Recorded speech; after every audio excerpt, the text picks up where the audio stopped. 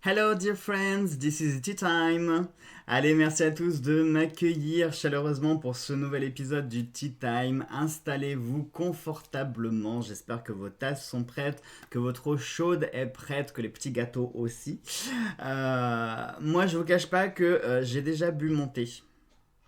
Pourquoi? Parce que j'ai enregistré ma vidéo, j'en étais à environ 30 minutes quand le PC a planté. Et donc, il ne m'a pas enregistré la vidéo. Bon, c'est pas grave. Ceci étant dit, je venais de finir le thé. Heureusement, j'avais pas encore fait la tasse, tout ça.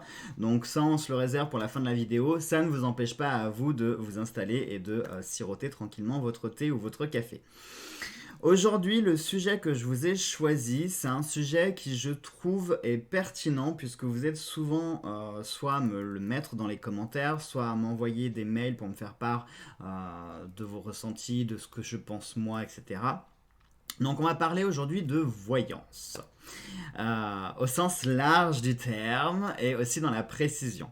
Bien entendu, ce n'est pas l'ultime vérité que je propose, ça va être simplement ma vérité, une parmi tant d'autres, parce que je pense que vous êtes nombreux et nombreuses à avoir visionné des vidéos de confrères qui vous ont déjà parlé sur le sujet, qui vous ont proposé les supports, les machins, etc. etc.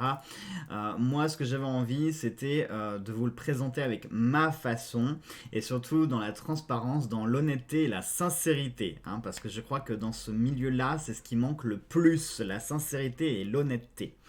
Parce que vous êtes beaucoup à être en quête de spiritualité, vous êtes tous en recherche de quelque chose, et le problème c'est que j'ai l'impression que sur YouTube, alors je cite personne parce que je vise personne en particulier, je vise tout le monde et personne en fait, mais on a tendance, je trouve, moi, c'est ce que je ressens quand je regarde des vidéos. On a tendance à vous vendre du rêve, en fait. On vous vend, je trouve, des réalités alternatives qui ne sont pas du tout... Enfin, on a du mal à se retrouver dans beaucoup de choses. Pourquoi? Parce que on n'a pas... je trouve, il y a pas cette connexion réelle avec, avec le monde réel, avec la réalité, en fait. Et je trouve que c'est du coup difficile d'aborder enfin, d'aborder, c'est même pas d'aborder, c'est vraiment de mettre la magie, la voyance, etc., tout ce qui est ésotérique, c'est compliqué de l'allier dans notre vie parce qu'en fait, je trouve qu'on vend tellement de trucs qui sont à la limite de l'incroyable que on se dit mais pourquoi, enfin je me vois pas faire ça. Bah oui, parce que parfois c'est tellement surréaliste que enfin ça en devient improbable en fait. Donc moi je vais vous présenter, je vais vous faire part de mes ressentis à moi et de voilà ce que vous pouvez faire au quotidien. Alors on va pardon. On va tout de suite commencer par la définition de la voyance. Si je vous dis voyant, qu'est-ce que vous voyez, c'est le cas de le dire, là tout de suite instinctivement? Eh bien moi je vais vous le dire, quand on me dit le mot voyant, égal, deux points même, je vois le 08 99 nanana à 3 euros par appel plus 50 centimes la minute plus coût de votre opérateur. Voilà, déjà c'est ce que je vois tout de suite. Ensuite, je vois bien entendu le petit papier blanc, vous savez, en format petite carte qu'on reçoit dans la boîte aux lettres, hein, de monsieur ou madame nanana avec un nom imprononçable, qui est marabouteur, magnétiseur, médium pur, exorciste, je sais pas quoi, Superman, pro du jardinage et compagnie, qui peut faire de la magie noire à distance. Je pense qu'on a tous reçu ça dans notre boîte aux lettres un jour. Hein, voilà. Donc moi je pense à ça aussi. Je pense à voilà. Enfin, vous voyez ce que je veux dire. Je pense qu'il n'y a pas besoin d'en dire plus. Vous m'avez compris. Je vois ce type de choses, à savoir du charlatanisme pur et dur, ou alors vraiment, enfin pas forcément du charlatanisme, mais je trouve qu'il y a des personnes qui qui profitent, qui usent et abusent de ça. Voilà. Bon bref. Ça, c'était la parenthèse coup de gueule, entre guillemets. Donc pour moi, qu'est-ce que c'est la voyance? Tout d'abord, on va changer le terme parce que j'ai horreur de ce terme. Vraiment, je déteste par-dessus tout le terme de voyant, médium et compagnie. Parce que quand j'en écoute, que ce soit à la télé, sur YouTube ou les gens dans la vie, et moi je suis médium pur, et moi je suis je sais pas quoi, des termes que je ne saurais même pas vous reciter, mais à chaque fois je leur dis, mais en gros, enfin, vous me dites, mais vous faites quoi? C'est quoi un médium pur? Quelle est la différence entre un médium pur et un médium? Il y a des médiums impurs? Ou il y a des médiums 3 quarts? Ou des médiums 9 dixièmes? Ou je sais pas comment que ça se passe. Voilà. Donc non, il y a pas de voyant, il n'y a pas de médium, il y a rien. Il y a que des gens prétentieux qui se collent une étiquette ronflante sur le front pour se dire être quelqu'un qu'ils ne sont pas forcément. Ça, là, ça par contre, oui, ça c'est réel. Je vais vous dire sincèrement ce que je ressens moi et ce que j'ai pu vivre. Tout d'abord, on va pas employer le mot voyance, mais on va employer le mot lecture, parce qu'avant tout, c'est de la lecture qu'on fait.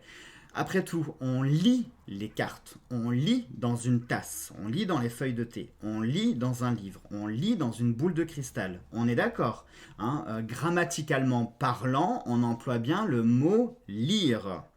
Donc à partir de là, c'est de la lecture qu'on fait, de la lecture, je vais y arriver, de l'interprétation, et c'est surtout le fait de pouvoir poser ce que l'on ressent ou ce que l'on va capter sur des événements soit produits, qui sont en train de se produire ou qui vont se produire. Voilà. Pour moi, tout simplement, c'est ça. Concrètement, voilà. Alors, ensuite, vous allez avoir tout ce qui est support. Les supports vont simplement représenter, c'est le cas de le dire, un support. Voilà. C'est-à-dire que quand vous faites votre cuisine, pour faire cuire, je ne sais pas moi, vos cuisses de poulet, bah, vous avez besoin d'un plat qui va aller au four. Vous n'allez pas foutre vos cuisses de poulet directement dans le four. Vous voyez, bah, c'est le même principe. Il vous faut un support pour mettre vos cuisses de poulet. Comme pour manger, vous allez avoir besoin d'un support, à savoir une assiette. Pour tout, dans la vie de tous les jours, vous avez besoin d'un support. Par exemple, pour aller au travail, vous avez besoin d'un support. Que ce soit votre voiture, que ce soit votre vélo, ou que ce soit une paire de chaussures pour marcher, vous avez besoin d'un support. Pour tout dans la vie, vous aurez besoin d'un support. Donc pour la divination, c'est le même principe, vous allez avoir besoin de support. Je ne parlerai pas des choses un peu plus directes qui peuvent arriver, ça on va en parler après, je vais vous expliquer après. Tout d'abord, avant de choisir son support, vous devez avoir la sincérité et l'honnêteté de vous poser la question et de faire un petit bilan sur votre vie spirituelle et vous dire si déjà, oui ou non, vous avez vécu des choses dans votre vie qui font que voilà, vous en êtes aujourd'hui à vous poser cette question-là. À savoir, par exemple, très souvent, le matin, vous partez avec un parapluie alors qu'il fait très beau, vous ne savez pas pourquoi, et en fait, il va pleuvoir dans la journée. Sans avoir vu un bulletin météo ni rien du tout. Mais d'instinct, avant de partir, vous chopez le parapluie, vous partez avec, puis vous dites pourquoi j'ai pris ça, je suis débile, il fait beau. Et puis finalement, bah, il vous sera utile. Ça peut être des rêves. Parfois, des rêves, des ressentis, des mots, des phrases que vous allez terminer. Je ne sais pas si ça vous est déjà arrivé. Attention, je ne parle pas juste de terminer la phrase de quelqu'un. Non, c'est-à-dire vraiment de connaître la prochaine phrase de votre interlocuteur, mais quasiment au mot près, vous saviez exactement la phrase qui allait sortir. Ce genre de choses. Qu'est-ce que je pourrais vous dire? C'est qu'il y en a tellement à citer. C'est compliqué en fait de tout lister parce que le catalogue ésotérique peut être aussi nombreux qu'il y a d'êtres humains. C'est-à-dire qu'on peut autant avoir des expériences avec le paranormal qui ont été voulues comme non voulues. Si je prends mon exemple, quand j'ai eu ce qui m'est arrivé, j'avais 6-7 ans. Très clairement, à 6-7 ans, je tirais pas les cartes, je faisais pas de Ouija, je faisais pas de... Enfin, vous voyez ce que je veux dire? J'étais un enfant, donc ça s'est manifesté à moi de façon naturelle sans rien que je demande. Il y a des personnes qui vont chercher des réponses, donc du coup qui vont qui vont essayer d'avoir des expériences paranormales.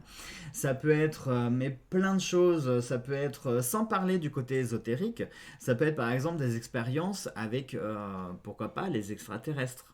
Mais pour nous, extraterrestres, en tant qu'humains, on associe ça aux choses extraordinaires, enfin au paranormal, parce que para, en fait, veut dire à côté, et normal, et ben normal. Donc en gros, paranormal, c'est à côté de notre normalité. Donc par exemple, les extraterrestres, c'est paranormal, dans le sens où c'est à côté de notre normalité. Enfin, normalité, ce que nous, humains, on considère normal. Donc voilà, peu importe les expériences que vous avez pu avoir, mais tout au long de votre vie, vous avez eu des choses. Ça peut être des rêves, ça peut être plein de choses, plein de choses. Et puis, vous êtes partagé dans ce sentiment, peut-être que vous êtes en ce moment dans cette situation-là, à savoir de vous poser la question, de vous dire, moi j'aimerais faire quelque chose, j'aimerais pratiquer quelque chose, mais quoi? Quand je me tourne du côté des religions, eh ben, il y a des choses qui me plaisent, mais il y en a d'autres qui me plaisent pas trop. Et puis quand je commence à lire la Bible, dans la Bible il est écrit que tu dois brûler la sorcière, la cartomancienne, enfin la cartomancie c'est interdit. Enfin voilà, si on prend le côté religion, malheureusement la religion est encore cloîtrée, sans jeu de mots, est encore cloîtré dans des idées old school, mais alors plus que old school, qui ne sont mais alors plus du tout d'actualité. C'est-à-dire que pour moi, je suis persuadé que si le Christ devait revenir aujourd'hui, il serait sûrement habillé avec un jean slim, avec un téléphone. Je peux vous dire que je suis sûr que Jésus serait à la pointe des réseaux sociaux, puisque à l'époque, faut dire ce qu'il est, mais Jésus il était partout. Il était invité dans des mariages, il allait dans les rues, il proclamait, il était sur les places de marché, il était partout, partout, on le voyait partout Jésus. Donc si aujourd'hui Jésus revenait, il aurait certainement une chaîne YouTube, il aurait une page Facebook, il aurait un compte Instagram, Twitter et compagnie, un téléphone dont il ne se passerait plus parce qu'il serait en communication tout le temps avec les gens. Voilà. Donc vous voyez ce que je veux dire? L'Église ne peut pas continuer à vivre comme il y a 2000 ans. C'est pas possible. Il faut faire évoluer certaines choses. Pareil, si on prend ce que Jésus faisait ou ses apôtres faisaient, eh ben, ils prophétisaient. Et quand on utilise n'importe quel support, qu'est-ce qu'on fait? Ça revient à prophétiser aussi. Attention, il y a prophétiser et prophétiser. Quand on est dans la prophétie dans le sens d'aider les autres, d'instaurer de la lumière, répandre de l'amour, etc., etc. Vous voyez des messages quand même qui sont forts, qui sont résolument humains, tournés avec des vraies valeurs, etc. Pourquoi est-ce qu'on finirait sur un bûcher? Vous voyez, c'est alors que ça revient finalement à faire ce que Jésus enseignait. Vous voyez? Bon, bref, on va pas faire un débat religieux là-dessus, mais je pense que vous m'avez compris sur le principe.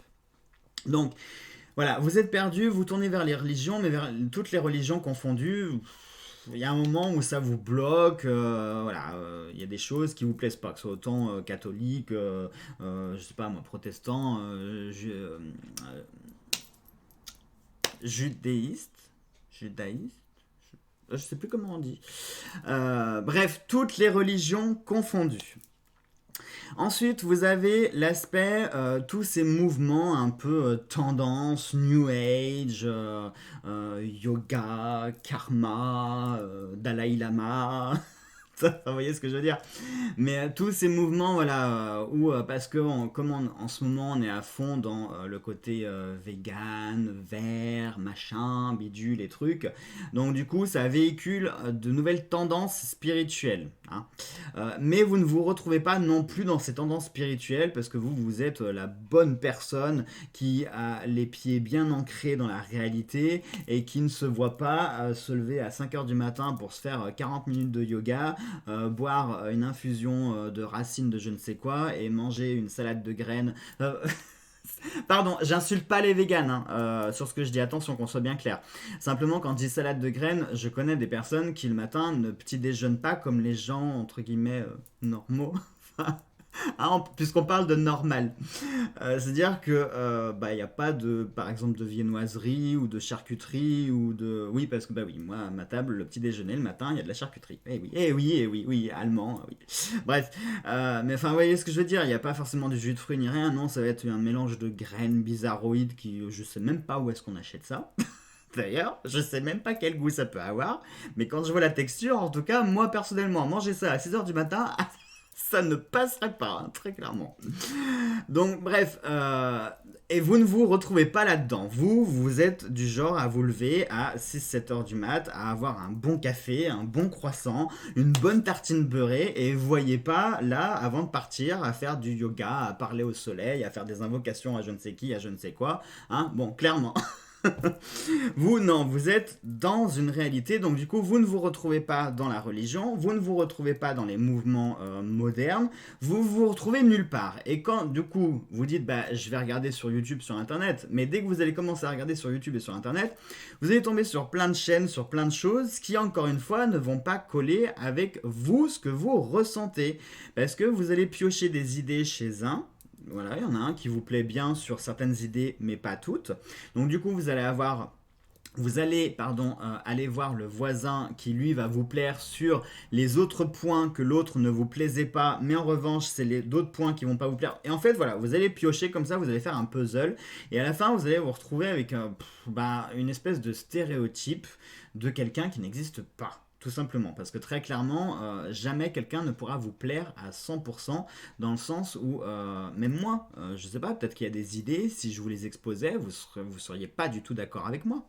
Pourtant, ça n'empêche pas que vous ayez une bonne image de moi, mais peut-être que si je vous exposais, je sais pas moi, ma façon de penser sur la politique, sur je sais pas quoi, vous diriez, putain, bah, qu'est-ce qu'il est con en fait, Jonathan. Bah oui, désolé, mais donc avant tout, vous êtes dans cette recherche, dans cette quête de votre identité.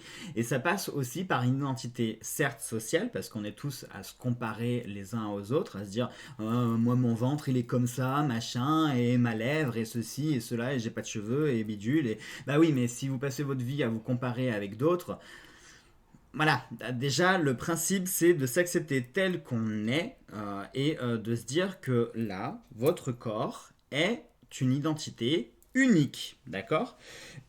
Et que ça sert à rien de vouloir ressembler à d'autres personnes. Enfin, je veux dire, vous avez la chance d'être original, vous avez la chance d'être exceptionnel, vous avez la chance d'être unique. Pourquoi vouloir ressembler à quelqu'un comme tout le monde? C'est complètement débile, on est bien d'accord, hein.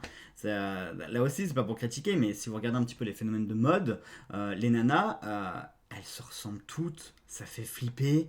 Je vous jure, ça fait peur. Quand vous allez dans la rue, enfin, je sais pas vous, hein, mais moi qui suis plus dans le sud, quand je vais dans la rue, j'ai 80% des nanas qui sont des cagoles. C'est-à-dire qu'elles ont toutes la même couleur de cheveux, elles ont toutes le même jean, elles ont toutes le même sac à main, le même blouson, la même façon de parler, tout pareil. Le seul truc qui les différencie, c'est le prénom. Et les mecs, c'est pas mieux non plus. Les mecs, c'est pareil. Ils ont tous le brushing à Justin Bieber. Ils sont tous habillés de la même façon. Ils ont tous la barbe bien taillée, machin et tout. Enfin, moi, je suis le premier. Si je me compare à la plupart des mecs que je vois, bah du coup je me trouve forcément moche parce que je ne le ressens pas du tout. Sauf que comme ce sont les critères qu'on voit à l'heure actuelle, bah soit vous ressemblez à ça et vous êtes dedans, soit vous ne ressemblez pas à ça et vous n'êtes rien, hein. En gros c'est ce que la société quand même vous fait ressentir. Bon bah moi je suis comme je suis et merde, voilà, hein. Bon. Donc, il y a le fait de se comparer, mais ça, c'est encore autre chose. Là, on parle surtout du côté spirituel, de l'aspect spirituel. Donc vous êtes dans cette quête-là, à vous dire, moi je suis pas religieux, je suis pas karmique, yogiste et compagnie, à manger des graines et faire je ne sais quoi, vous n'êtes pas non plus là-dedans et vous savez pas quoi faire. Et quand vous regardez, comme je vous l'ai dit, des chaînes, des émissions, des machins, vous vous dites, mais je suis pas ça non plus, enfin j'ai pas vécu tout ça, je suis pas capable de faire ça, je me vois pas étaler plein de bougies, faire un pentacle de sel sur mon sol, et non, je me vois pas faire ça non plus, je me vois pas non plus me balader en robe avec des atamés en pleine forêt, enfin, vous voyez ce que je veux dire? La société actuelle a tendance à vous vendre des trucs. Alors, il y a une partie de folklore déjà, une partie de folklore. Il y a pour faire le buzz, hein, bien avant tout, hein, parce que la plupart des youtubeurs sont plus dans la recherche et dans la quête des likes, des buzz et compagnie afin... bah voilà, parce que YouTube c'est aussi une entreprise, c'est aussi un commerce. Quand on a une chaîne, des grosses chaînes, et on essaye de faire des choses qui fonctionnent pour... Hein, voilà, bref.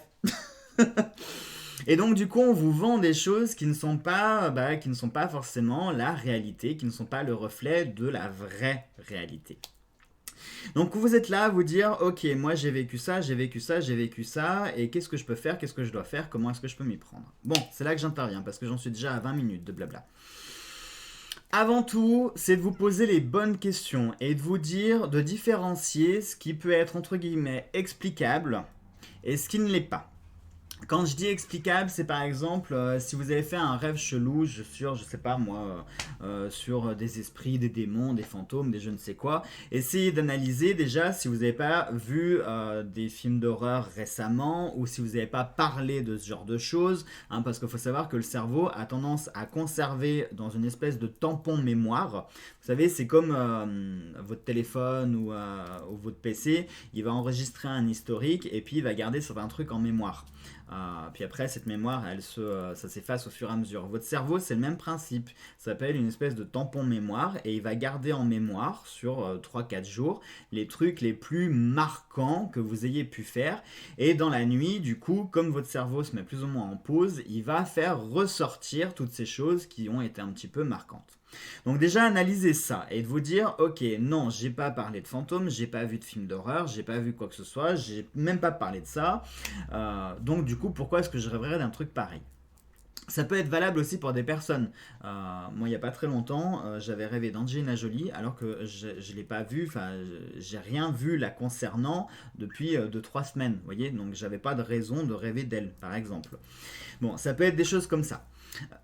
Pour les sensations de déjà vu, déjà vécu, les phrases que vous terminez, les mots que vous sortez, etc., le parapluie avant de partir, enfin tout ce genre de choses.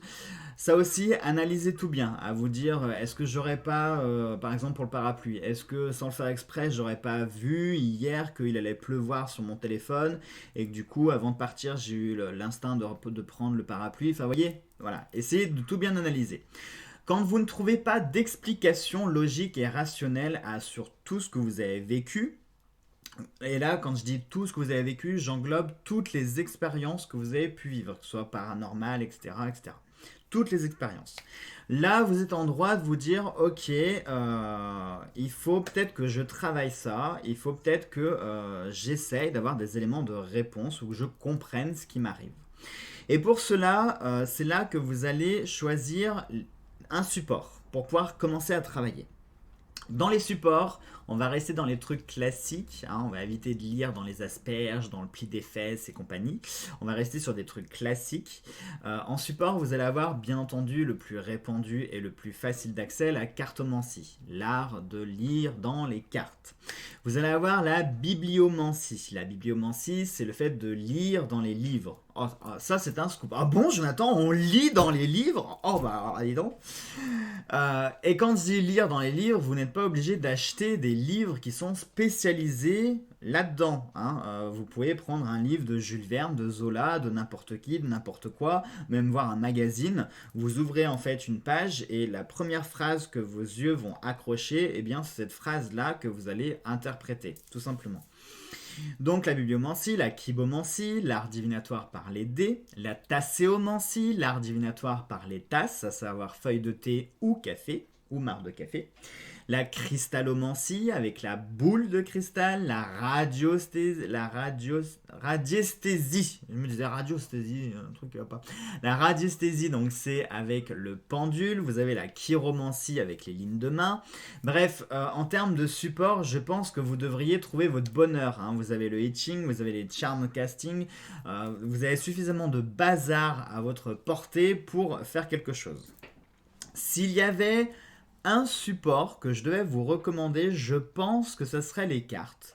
Et pas n'importe quelle carte, ça serait les cartes type oracle.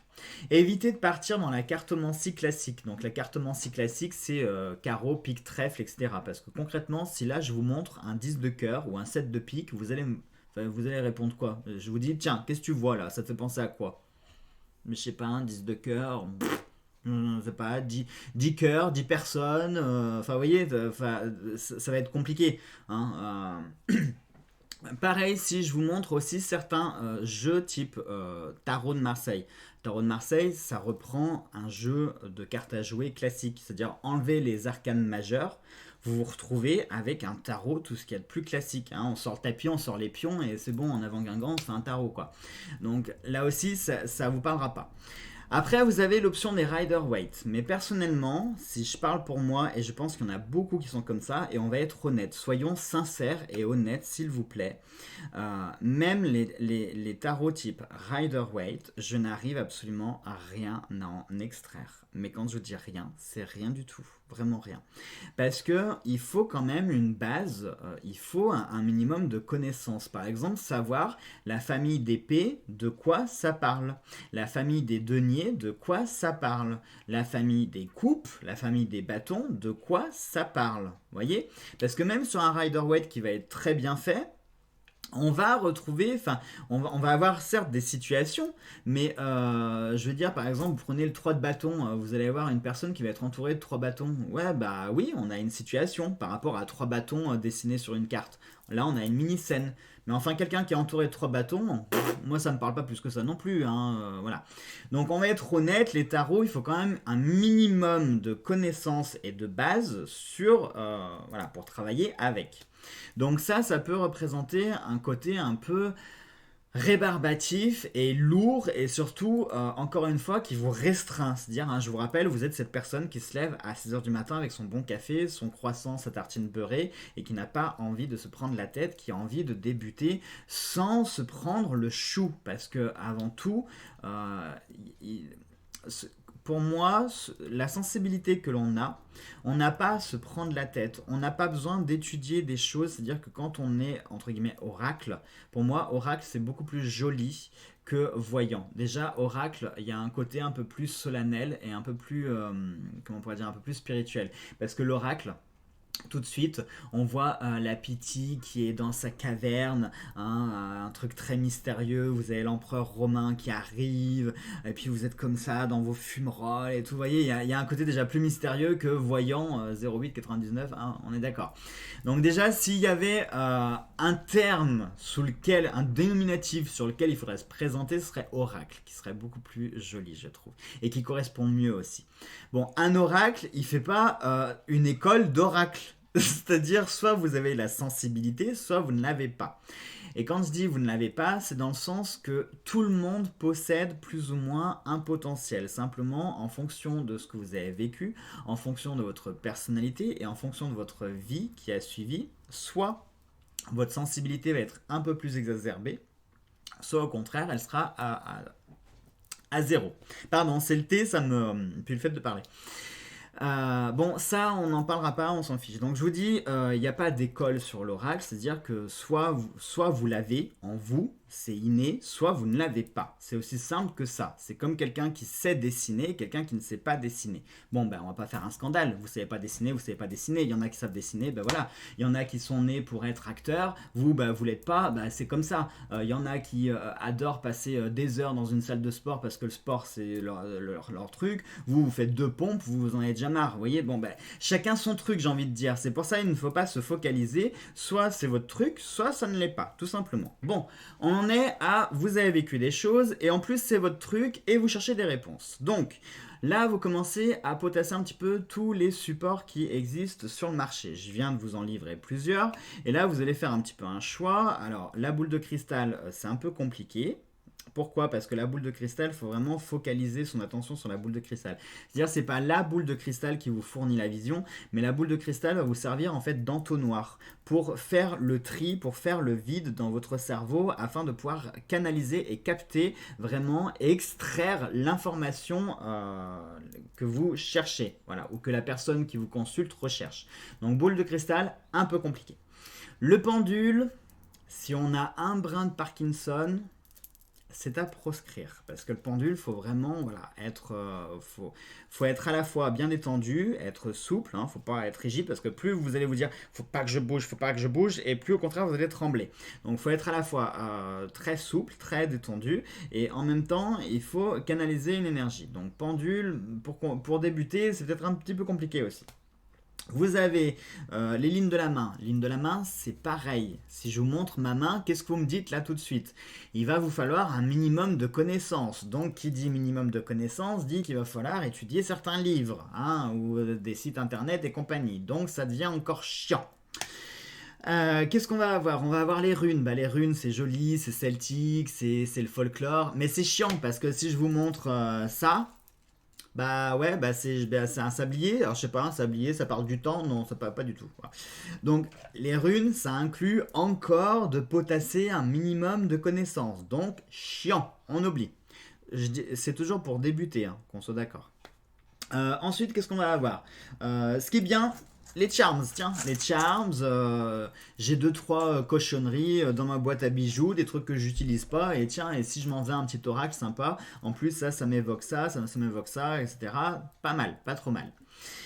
Donc, charms, pourquoi pas. Les cartes, pourquoi pas. Par contre, cartes, comme je viens de vous le dire, tarot, ouais, faut que j'apprenne ça, c'est un peu chiant, j'ai pas envie.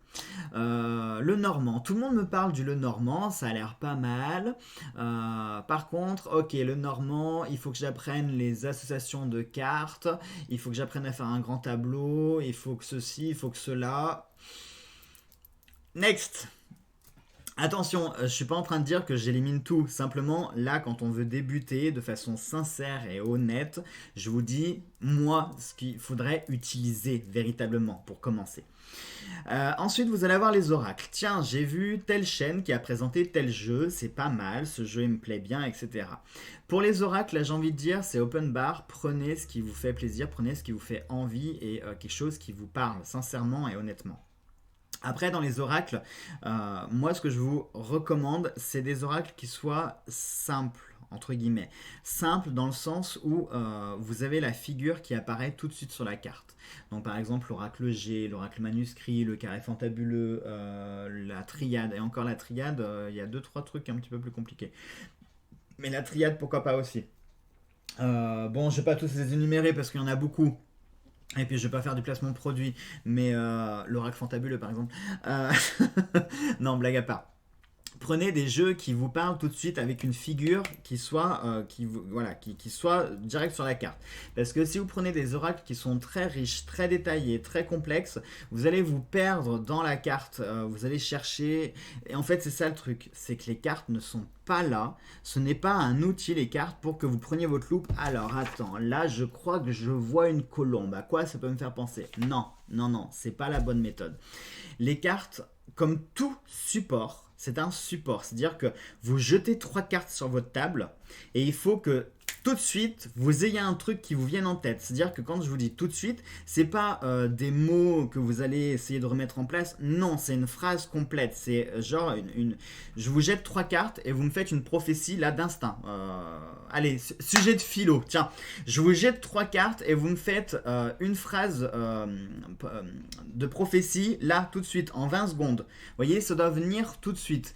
Que si vous prenez du temps à chercher sur la carte, analyser, à machin et tout, vous allez vous perdre. Vous allez vraiment vous perdre parce qu'un support, quel qu'il soit, que ce soit les cartes, le tarot, les runes, la boule, le pendule, n'importe quoi, un support, il est là pour justement vous apporter de l'aide et vous permettre de faire du tri dans votre cerveau et dans vos pensées afin de poser quelque chose et d'en retranscrire ou en interpréter le message. Donc si vous vous perdez dans trop de trucs, dans trop d'informations tue l'information très clairement, surtout dans ce domaine-là. Hein, je vous rappelle que la plupart des oracles de l'époque, ils jetaient trois cailloux par terre et ils vous disaient un truc. Hein. Aujourd'hui, il faut 15 jeux sur la table, il faut des charmes, il faut le pendule, il faut la boule, il faut ceci, il faut cela, parce que sinon on ne peut pas faire quelque chose de bien. Hein. Bah non, c'est ça qui est dommage, c'est qu'il faudrait revenir à certaines sources, revenir à certaines origines. Mais bon, bref, on n'est pas là pour philosopher. Donc vous avez trouvé votre support, ça y est, vous allez déjà débuter et là donc vous dites tiens bon est-ce qu'il faut que je purifie mes jeux, mes cartes, qu'est-ce que je dois faire, comment je dois m'y prendre, etc. Je vais regarder sur YouTube par exemple et là sur YouTube, oulala alors attends je vois donc quelqu'un qui tape sur les cartes, faut mélanger le paquet, faut taper sur les cartes, faut souffler, faut faire ça, ça me saoule déjà. Donc autre vidéo, alors celle-ci qu'est-ce qu'elle fait? Ok elle jette du sel elle passe dans l'encens, elle met de la sauge, elle les passe 15 minutes au four, trop compliqué, allez, je passe encore à autre chose. Le plus simple, si vous voulez si vraiment, déjà, si vous ressentez le besoin de purifier vos cartes, parce que ça, c'est la première question à poser. Est-ce que quand vous achetez un jeu, voilà, un jeu neuf, voilà, vous avez vos cartes en main, est-ce que vous ressentez que vos cartes sont sales? Si vous ressentez que vos cartes sont sales, alors purifiez-les. Si vous ressentez rien, moi très souvent c'est le cas, dans tous les jeux neufs que j'ai, je ne ressens rien. C'est-à-dire que j'ai l'impression de recevoir une enveloppe vide. Voilà. Une enveloppe où il n'y a rien. Voilà. Pour moi, je vois juste des bouts de carton plastifiés. Quand j'ai un nouveau jeu, c'est tout ce que je vois. Donc je ne les purifie pas pour la simple et bonne raison que tous mes jeux, sans exception, quand je les reçois, j'ai l'impression d'avoir une enveloppe vide, une espèce de fiole, voilà, une fiole vide qu'il va falloir que je remplisse. Donc personnellement, moi, je ne purifie pas mes jeux parce que je n'en ressens pas le besoin. En plus, la plupart des jeux, c'est quand même très fortement recommandé, il vaut mieux les acheter neufs. Voilà. Je crains quand les jeux ont déjà été utilisés. Il y a autant les objets pour la magie, etc. Il y a des choses que je crains absolument pas que ce soit d'occasion. Autant les choses très personnelles. Un exemple tout bête, ça vous dérange pas d'acheter un manteau par exemple sur Vinted, manteau qui a déjà appartenu à quelqu'un. Ça vous dérange pas. En revanche, est-ce que vous achèteriez des culottes d'occasion? Ah, dès que ça touche à l'intimité, déjà un peu plus réticent. Hein. Bon, et ben c'est le même principe. Moi, les cartes, c'est trop intime. C'est trop intime et jamais j'achèterais un jeu d'occasion à quelqu'un. Clairement. Après, je ne parle pas des héritages. Hein. Si par exemple c'est votre grand-mère qui vous a légué ce jeu, etc. Ça, c'est pas pareil. Moi, j'adorerais avoir ma grand-mère ou un aïeul comme ça qui m'a légué un jeu, un livre, un grimoire, parce que du coup, ça a une valeur sentimentale encore plus forte. Et puis, il y a l'énergie de la famille. Enfin, voilà, il y a un lien. Vous voyez ce que je veux dire? C'est pas la même chose. Les occasions, mais de famille, c'est pas la même chose. Donc, bref. Donc, est-ce que vous sentez que votre jeu il est sale? S'il est sale, eh bien lavez-le. Alors pas au sens propre du terme, hein, parce que très clairement, si vous plongez ça dans de l'eau savonneuse, je donne pas cher de votre jeu. Bon, je préfère quand même le préciser. Mais après, vous le faites selon votre ressenti à vous. Par exemple, il y a des personnes qui aiment bien dormir avec le jeu de cartes. Moi, par exemple, c'est ce que je fais avec les jeux qui me parlent le plus, avec lesquels j'ai vraiment une connexion particulière. Par exemple, mon fantabuleux. Mon fantabuleux, ça va vous paraître idiot, mais je dors avec, il est sous mon coussin. Je sais, c'est bête, c'est idiot, je sais. Mais c'est, entre guillemets, mon petit rituel à moi. Donc, vous pouvez par exemple dormir avec ou l'emporter partout avec vous pour créer un lien, pour tisser un lien avec votre jeu. Après, ça peut être, vous avez l'impression que c'est pas suffisant, et ben l'encens, est-ce que pour vous l'encens, vous l'avez associé à la purification? Auquel cas, vous passez votre jeu carte par carte dans la fumée de l'encens, vous pouvez faire une petite prière, et puis vous visualisez que le jeu est en train de se nettoyer grâce à la fumée de l'encens, un peu comme, comment on appelle ça, les douches sèches, là, enfin vous voyez, le lavage à sec. Ça peut être de la sauge, ça peut être... alors attention à ce que je vais dire, mais j'ai vu des personnes qui mettaient leur jeu dans des sacs en plastique bien hermétiques, bien étanches, et qui plongeaient leur jeu dans un chaudron d'eau ionisée, ou d'eau salée, ou d'eau lunaire, d'eau voilà, consacrée, d'eau bénite. Voilà. Alors ça c'est plus symbolique j'ai envie de dire et puis vous avez pas, je vous conseille de ne pas avoir un trou dans votre sac parce que alors, le jeu il va pas en rester grand chose, il va pas aimer. Mais bon, après voilà, c'est selon vous, vos envies. Ne regardez pas Pierre-Paul Jacques vous dire faites comment vous le ressentez, c'est le plus important parce que c'est pas Pierre-Paul ou Jacques qui va le faire pour vous, c'est pas non, c'est vous qui allez pratiquer votre jeu. Donc c'est à vous de faire selon vos envies à vous. Encore autre chose, personnellement, je trouve qu'un jeu ne doit pas se prêter. C'est-à-dire que si vous voulez vous lancer aussi en tant que professionnel, ou vous avez envie de tirer les cartes pour vos amis, hein, pour vos amis, pour votre famille, pour vous entraîner aussi, je vous invite à avoir deux jeux. Alors, soit vous achetez le même jeu, mais en deux exemplaires. c'est-à-dire un jeu que vous garderez pour vous et uniquement pour vous, que vous tripoterez comme vous voudrez, et un jeu qui sera consacré pour le tirage à vos amis, vos familles. Parce que moi, j'accorde beaucoup d'importance en fait aux ondes et aux énergies qu'on peut mettre dans les jeux de cartes. Et je crains, alors il y a certaines personnes que je ne crains absolument pas, qui tripotent mes jeux. En revanche, la plupart des inconnus, la plupart des personnes, je n'aime pas qu'on tripote mes jeux. Ça, c'est un truc que je déteste vraiment, mais vraiment, vraiment. Sinon, vous pouvez avoir deux jeux différents, un jeu qui sera pour vous et un autre jeu qui sera pour le tirage amis-famille, voilà, par exemple. Donc, une fois que vous avez fait tout ça, je vais abréger, j'en suis quand même à 40 minutes déjà, je parle. Moi qui voulais pas faire une vidéo de 1 heure, bon bref. Donc vous avez purifié, vous avez trouvé votre jeu, vous l'avez purifié, etc. Et ben maintenant, il va falloir passer à l'action, commencer à pratiquer tout simplement. Et le meilleur pour moi, je le dis, je le redis, le premier truc que vous faites. Donc vous avez acheté votre jeu, qui se présente dans une boîte ou pas, très souvent accompagné d'un livret. Alors désolé, là c'est le Béline de Gabriel Sanchez. Gabriel, tu m'en veux pas, hein. C'est pas personnellement toi qui est visé pour ce jeu, j'ai pris parce que c'est celui que j'avais là à portée de main. Mais le premier conseil que je peux vous donner, c'est-à-dire que dans le boîtier, ça là, ce qu'on appelle un livret, un guidebook, vous le jetez. Non, vous ne le jetez pas, mais vous le mettez de côté. Vraiment, vraiment, vraiment, vous le mettez de côté. Et le premier truc en revanche que vous prenez, ce sont vos cartes. Vous prenez vos cartes. Ça, c'est le plus important. Le guidebook, on s'en fout. Vous me le posez, ce livre. Et vous allez prendre carte par carte. Vous allez les regarder en détail. Vous allez vous laisser imprégner par le graphisme des cartes. Vous allez vous laisser imprégner par l'image des cartes. De quoi ça vous parle? Qu'est-ce que pour vous ça représente? Les couleurs. Est-ce que pour vous les couleurs, voilà, le rouge, le rouge, je trouve ça agressif, ça me fait un ressenti comme si c'était négatif. Voilà, et ce que vous faites, vous prenez une feuille, un stylo et vous listez absolument tous vos ressentis, tout ce qui ressort, vous le listez et vous faites votre propre guidebook, entre guillemets. Et puis après, il faut pas avoir peur, vous posez vos cartes, vous faites des tirages, vous écrivez, etc.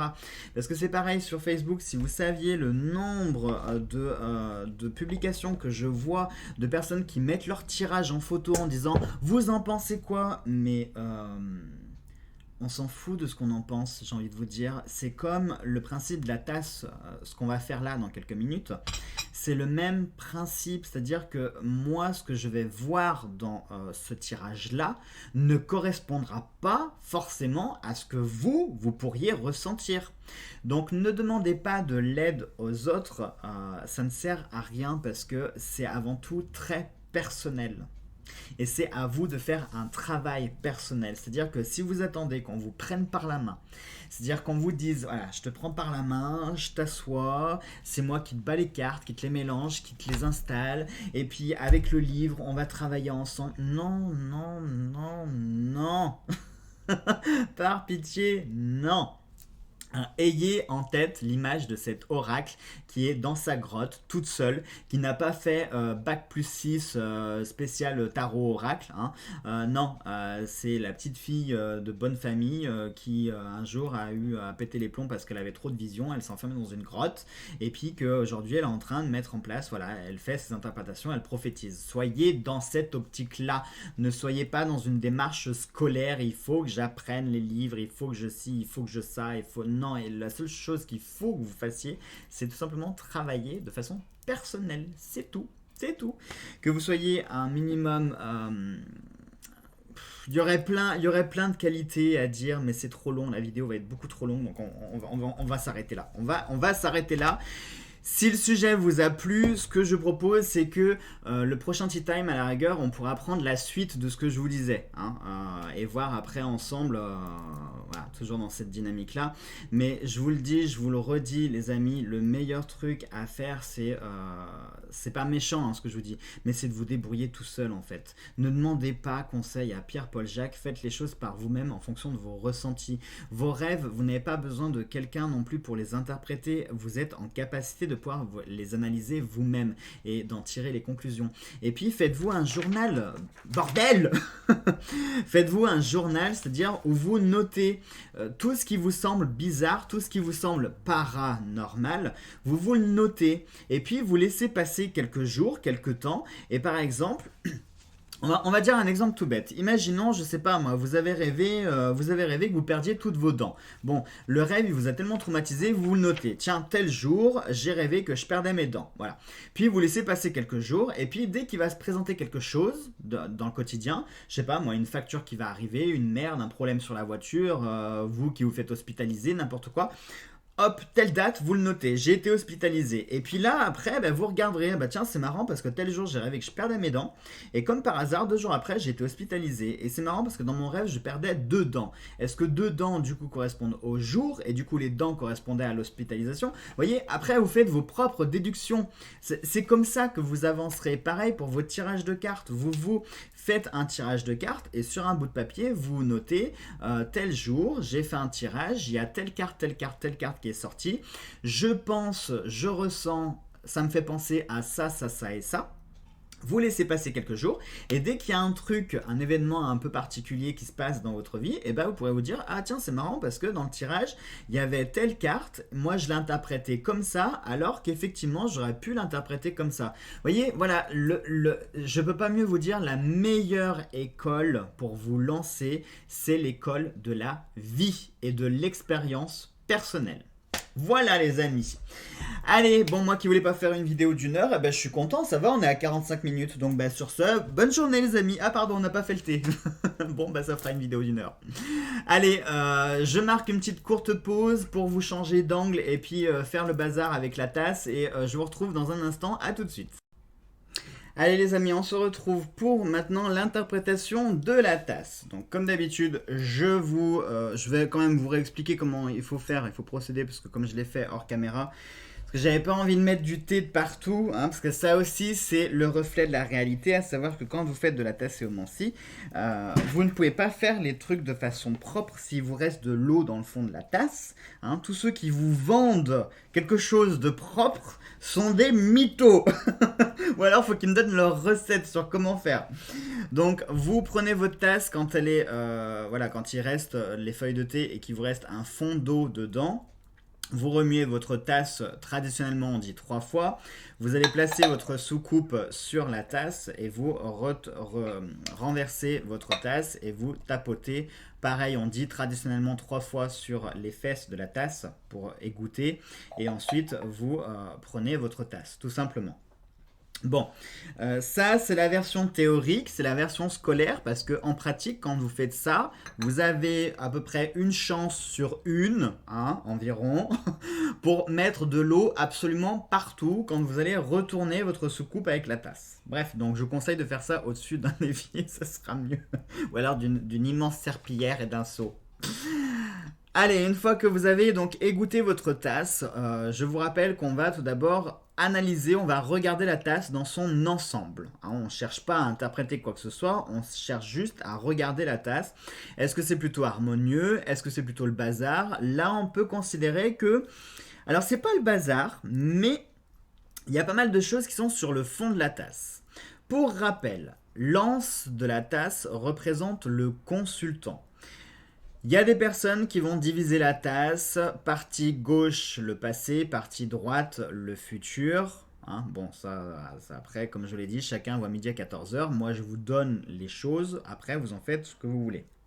Il y en a qui vont aussi dire côté yang, côté yin. Bref, moi, je me focalise pas sur passé présent puisque la tasséomancie c'est pour avant tout faire de la divination. Donc voilà, c'est ce qu'il faut regarder le plus. Ce qui est par contre important de faire, c'est de diviser votre tasse en 3 couronnes. Vous avez la couronne supérieure qui, elle, va symboliser tous les éléments très proches à venir. Vous avez la couronne médium, donc celle du milieu, enfin là, le pourtour moyen, qui, elle, va symboliser les événements un peu plus loin à venir. Attention, avec la tasséomancie, on est sur du mois, du mensuel à trimestriel maximum. On n'est pas sur des prédictions de très longues. On est vraiment sur des événements proches, présents. Et sur la couronne, donc le fond de la tasse, on va avoir les éléments les plus lointains. Alors, donc qu'est-ce qu'on peut regarder déjà? Est-ce que là, du côté consultant, est-ce qu'il y a des événements proches à venir? Oui et non, j'ai envie de dire. On n'aurait que ces deux éléments-là, celui-ci et celui-ci, qui seraient proches par rapport au consultant. Tout le reste, quand même, est assez éloigné. Donc déjà, on peut dire d'emblée que on est plus sur du futur un peu plus éloigné, sur ce qui va arriver. Alors, ensuite, on va essayer de regarder, de voir s'il y a des formes qui nous frappent un peu plus l'esprit que d'autres. Alors, je vais prendre ma petite baguette. Déjà, là, le premier symbole, moi, qui me frappe un petit peu plus, ça serait celui-ci. Parce que ici, je vois une espèce de livre. Un livre qui serait ouvert. Donc là, je verrais un livre. Ici, c'est intéressant, regardez, on a une ligne qui est discontinue, ça fait comme 3 points de suspension, comme s'il y avait quelque chose qui allait se continuer. Vous voyez, en plus, ici, on a une ligne droite, continue, et puis qui se divise comme ça en petits points, comme pour dire to be continued. Hein, vous savez, ça va continuer, donc quelque chose qui n'est pas terminé. Qu'est-ce qu'on peut regarder d'autre là, ça c'est intéressant, je ne sais pas si vous allez le voir comme moi. Mais ici, je vois une paire de lèvres qui serait à moitié ouverte, enfin qui serait un petit peu entrouverte, parce que regardez ici, on a un blanc. Et là, on a une espèce de forme qui fait penser à un doigt qui serait sur la bouche, comme pour dire chut. Vous voyez? Je ne sais pas si vous allez le voir comme moi, parce qu'encore une fois, je vous le dis et redis, la tasséomancie, c'est vraiment quelque chose qui est personnel, c'est-à-dire que c'est comme le test de Rorschach, chacun va y voir ce que lui personnellement va y voir. C'est-à-dire que votre voisin, lui, verra autre chose. Ça ne veut pas dire que votre voisin, il a tort et que vous avez raison et inversement. Non, les deux ont raison. Simplement que vous voyez autre chose par rapport à lui. Ensuite, alors là, c'est... moi, personnellement, je vois une grosse forme ici, là. Cette grosse forme-là. Je vois une espèce de dragon. Un dragon qui crache du feu. Regardez, ici, on a sa bouche, enfin sa gueule qui est ouverte. Ici, vous voyez, on a la flamme là qu'il est en train de cracher. Ici, on a sa grande aile.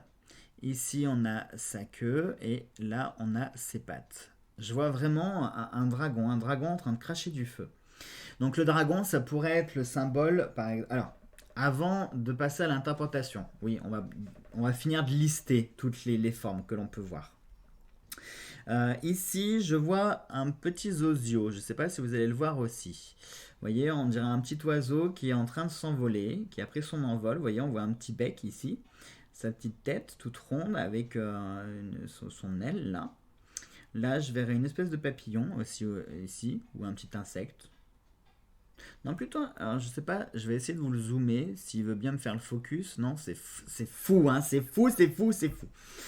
Mais là, en fait, je vois une espèce de branche, une petite branche, et un papillon vu de profil qui est posé sur cette branche. Voilà. Ensuite, pareil, je vous le dis, je vous le redis dans chacune des vidéos, mais ne vous forcez pas à voir des trucs. C'est comme quand je vous disais, si je vous jette 3 cartes, vous me donnez une prophétie tout de suite en 20 secondes. C'est le même principe. Prenez les choses qui vous frappent l'œil tout de suite. Les autres formes qui ne vous parlent pas, c'est-à-dire que, par exemple, cette forme, elle ne me parle pas. Eh bien, n'essayez pas de vous dire ou de vous convaincre en disant « Ah si, attends, je crois voir un nuage. » Non, si ça ne vient pas, ça ne vient pas. Donc, ne vous forcez pas. Prenez vraiment les choses qui vous frappent tout de suite l'œil. Comme cette forme, honnêtement, moi je vois rien quoi. Enfin, je vois une feuille. Là pour le coup, je vois une feuille, une goutte à la rigueur. Une goutte. Alors la goutte, oui, si à la rigueur, on pourrait dire une goutte. Une goutte, pourquoi pas. Bon, maintenant on va passer à l'interprétation. Donc on reprend notre tasse droite, on se positionne par rapport à l'anse. Donc là, si on part du principe qu'on divise la tasse comme ça en deux et que la partie gauche représente le passé, et la partie droite, le futur. La partie gauche, l'élément le plus proche serait la goutte. Alors moi, la goutte, ça me fait penser aux pleurs. Bon, bah ça tombe bien parce que la semaine dernière, effectivement, pleurer, ça, je l'ai fait un paquet de fois. Mais je pense que vous l'avez vu aussi. Mais oui, les pleurs pour le passé, c'est tout à fait logique. Et c'est encore plus ou moins présent. Hein, regardez, puisque ça déborde. Alors, je vous rassure, hein, je pleure plus, hein, loin de là, j'ai retrouvé mon sourire et ma bonne humeur. Mais oui, c'est encore présent dans le sens où bah, c'est tout frais, c'est la semaine dernière. Hein, j'ai encore le bleu sur mon bras pour me montrer que j'avais un cathéter. Hein. Donc, c'est frais dans le sens où voilà, c'était la semaine dernière. Donc, effectivement, pour moi, la goutte, on est d'accord. Pour l'aspect, ah, je l'ai enlevé, ah bah oui, avec l'eau. On avait, souvenez-vous, attendez, je vais les remettre comme il faut. Voilà. Souvenez-vous, on avait cette ligne discontinue dans le futur. Donc pour moi, c'est quelque chose il y a quelque chose qui va continuer, qui n'est pas forcément rattaché à cet événement-là. Hein, pour moi, c'est autre chose, c'est différent. Mais on a une histoire ici qui est continue, qui n'est pas terminée, quelque chose voilà, qui n'est pas terminé, quelque chose qui n'est pas fini et qui va continuer. Voilà, la suite au prochain épisode, j'ai envie de dire. Voilà, c'est l'interprétation qu'on pourrait dire. Par rapport à ce petit oiseau qui prend son envol, donc c'est assez proche dans l'avenir, vous voyez, c'est sur la couronne, entre la couronne supérieure et la couronne médiane, médium, je voulais dire médiane, mais ça aurait fonctionné aussi. Donc c'est assez proche. Et moi, ce petit oiseau qui prend son envol, c'est vraiment le fait, bah, c'est le cas de le dire, de prendre son envol, de partir en exploration, de partir découvrir de nouvelles terres. Pourquoi pas, ça pourrait être le symbole du printemps, parce que les petits oiseaux comme ça sont souvent annonciateurs du printemps. Donc le printemps, par extrapolation, est-ce que ça pourrait nous parler d'une renaissance, de quelque chose qui va renaître, quelque chose qui va refleurir, un nouveau cycle qui va débuter? C'est fort probable. Nouveau cycle qui peut être confirmé en plus avec le petit papillon qui est posé sur sa branche là. Alors c'est dommage parce que vous voyez juste un point. J'aurais bien voulu qu'il me fasse le focus, bon sang. Non, elle veut pas, hein. Elle veut pas.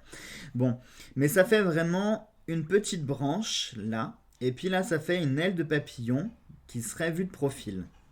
Donc du coup, l'aspect transformation pourrait être logique parce que le papillon, bah, c'est le symbole même de la transformation, de la mutation, des choses qui évoluent. Mais là, pour le moment, il est posé sur sa branche. Ça veut dire qu'il est en train de se reposer avant à nouveau de reprendre son envol. Mais on a peut-être ce cycle de transformation et d'évolution qui arrive prochainement dans le futur. Donc ça, c'est quelque chose de positif. Le dragon qui prend toute la forme de la tasse, pour moi, là, très clairement, c'est vraiment le symbole de la force, de la puissance. Un dragon, c'est quelque chose qui écrase. Mais ce symbole-là, je ne le vois pas comme étant négatif, je le vois plutôt comme un signe pour moi. C'est-à-dire une force qui va m'être donnée et une force extrêmement puissante, parce qu'elle prend quand même une bonne partie de la tasse. Une force extrêmement puissante qui va me permettre de terrasser le moindre ennemi qui sera sur mon chemin. Ça, j'aime ce genre de symbole. On aime tous d'ailleurs. Mais voilà, un dragon, quand il attaque une ville, la ville, il en reste pas grand-chose. La ville, elle est en ruine après, elle est en cendres. Donc là, pour moi, j'ai vraiment cette idée de force, de puissance, de capacité. Et puis quelque chose qui est complètement inattendu, parce qu'un dragon, voilà, il attaque, quand il attaque, cette façon, bah, il vous envoie pas un Bristol en vous disant « Attention, le 15 janvier, préparez-vous, je vais vous attaquer. » Non, quand il attaque, il attaque. Enfin, dans les mythes, évidemment. Pas dans la réalité. Mais voilà, pour moi, ce dragon, c'est vraiment le symbole de la force, le symbole, mais c'est plus que de la force, c'est vraiment de la puissance. Et puis, il y a un caractère sacré. Le dragon, c'est beaucoup associé, d'ailleurs, il y a une magie qui existe, la magie draconique, qui est une magie sacrée, qui utilise des glyphes, etc. Enfin, c'est vraiment une magie qui est très particulière. C'est rattaché aussi à beaucoup de mythes, beaucoup de légendes, à des histoires, hein, comme Arthur, etc. Tous les mythes arthuriens, Merlin. C'est rattaché à toute l'époque celtique. Enfin voilà, il y a beaucoup de légendes, beaucoup de mythes autour de ça. Et donc du coup, il y a ce caractère vraiment sacré, ce caractère unique, ce caractère même presque divin, vous voyez, comme s'il y avait une intervention divine, et puis ce feu-là que le dragon crache, c'est comme si on avait le feu du ciel qui s'abattait sur les humains, hein, une espèce de châtiment peut-être, un châtiment qui va tomber, une justice divine qui va être faite. Et en plus, ça paraîtrait super logique, parce que si vous avez vu les énergies de cette semaine, je parlais justement d'une intervention divine qui allait arriver. C'est marrant comme ça coïncide vachement quoi. Ensuite, qu'est-ce qu'on avait Alors ici, Alors ça c'est vachement récurrent, ce symbole de bouche, parce que je l'ai eu sur les deux premiers épisodes, il me semble, du Tea Time. Mais j'avais la bouche qui était un coup fermée et un coup qui était entrouverte. Et là, cette fois-ci, elle est entrouverte avec ce doigt qui dit chute. Donc, est-ce que ça nous parlerait ici d'un secret? Est-ce qu'il faut peut-être que je me taise ou est-ce qu'il faut que je garde mes mots pour moi?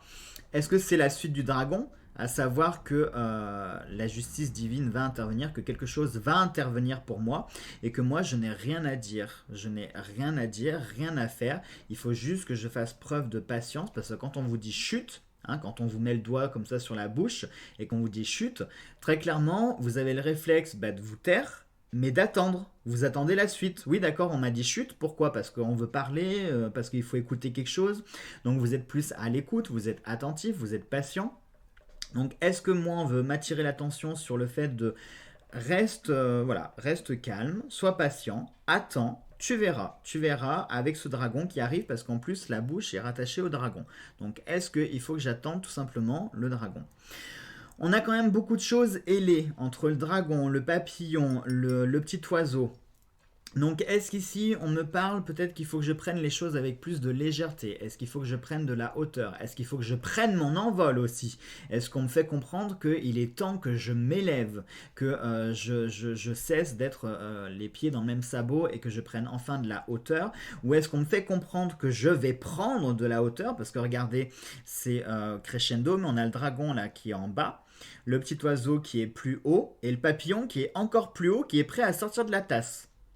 Donc, est-ce qu'on me fait comprendre que là, il va y avoir une évolution, une espèce d'ascension? Alors, est-ce que ça peut être une ascension sociale, une ascension spirituelle, une ascension sur tous les domaines, sur tous les aspects de la vie? Peut-être. Peut-être, je ne sais pas. En plus, ce qui est marrant, c'est qu'on a un gros dragon et on finit avec un tout petit papillon. Donc, on a vraiment la symbolique de l'évolution ici. C'est-à-dire que le dragon, en plus, c'est quand même qui est plus préhistorique, enfin qui est associé un peu aux dinosaures. Donc quelque chose qui est préhistorique, qui est massif, qui... Et puis on arrive vers des choses qui sont un petit peu plus légères, plus délicates, vous voyez, avec l'oiseau déjà qui est beaucoup plus délicat qu'un dragon, et puis le papillon qui est beaucoup plus délicat qu'un oiseau, hein, qui est presque fragile, et qui, le papillon, c'est un peu, comment on pourrait dire... le summum de la création. Hein, pour moi, le papillon, ça me fait un peu penser à tout ce qui est rattaché à la dentelle, aux choses qui sont très précises, très fragiles, très, vous voyez ce que je veux dire, très précieuses. Donc on a cet aspect d'évolution, voilà, une espèce de gros caillou brut qui serait taillé jusqu'à arriver à quelque chose, à un diamant en fait. Donc ça peut nous parler d'une évolution ici, peut-être une évolution sur tous les domaines. Voilà ce qu'on pourrait en dire. Et puis le livre, j'avais oublié le livre. Le livre pour moi c'est le savoir, c'est le symbole pardon du savoir, de la connaissance. Alors les études, ça me semble peu probable parce que j'ai pas prévu de reprendre des études, ni de faire de stage, ni de faire de formation. Donc très clairement, je pense pas que ce soit quelque chose qui soit rattaché aux études. Encore que je pourrais être surpris parce que là, ça appartient au temps, au futur, un peu plus éloigné, donc pourquoi pas. Mais ça peut aussi nous parler ici de quelque chose rattaché au savoir, à la connaissance, quelque chose que je vais apprendre, que je vais connaître, peut-être quelque chose que je vais peaufiner. Je sais pas. Et puis, c'est tout les amis. Là, je fais encore un petit tour pour voir si il y a des choses, mais non, il y a plus rien qui me frappe l'esprit là. Plus rien qui me frappe l'esprit. Voilà donc mes chers amis pour cette interprétation de tasse. Allez, ça sera tout pour aujourd'hui pour ce tea time. Eh bien, je suis très content puisque j'avais dit que je ne ferais pas une vidéo d'une heure et effectivement, elle fait 1 heure 3 minutes. Donc ça va, impeccable. Elle fait pas 1 heure, elle fait plus. Voilà, bon, bref. Donc j'arrête de vous dire que je ferai des vidéos plus courtes. C'est pas la peine. J'ai tellement de choses à vous dire en fait que je n'arrive pas. Donc c'est pas grave. Sur la vidéo, n'hésitez pas à me mettre en commentaire. Donc si vous voulez que pour le prochain Tea Time, on continue le sujet qu'on a abordé aujourd'hui, si vous voulez que je vous donne tout ce que je vous disais, c'est-à-dire les qualités, enfin, ce qu'il faudrait faire, ce qu'il faut mettre en place, etc., etc. Comment continuer en fait votre apprentissage. Ou si vous voulez qu'on change complètement de sujet, si vous voulez qu'on parle d'autre chose, n'hésitez pas, mettez-moi en commentaire et bien sûr la majorité des commentaires, enfin de vos suggestions sera prise en considération pour le Tea Time prochain. C'est-à-dire que si, je sais pas moi, sur 100 commentaires, il y en a plus de 50 qui me disent oui, continue sur ce que tu as fait aujourd'hui, alors on continuera sur ce qu'on a fait aujourd'hui. S'il y en a plus de 50 qui me disent non, change de sujet, on part sur autre chose, la semaine prochaine on partira sur autre chose. Voilà. C'est vous qui avez le pouvoir de choisir. Allez, sur ce, je vous embrasse tous très fort, on se retrouve la semaine prochaine. Et puis voilà, et puis c'est tout, et puis voilà. Allez, gros bisous à tous.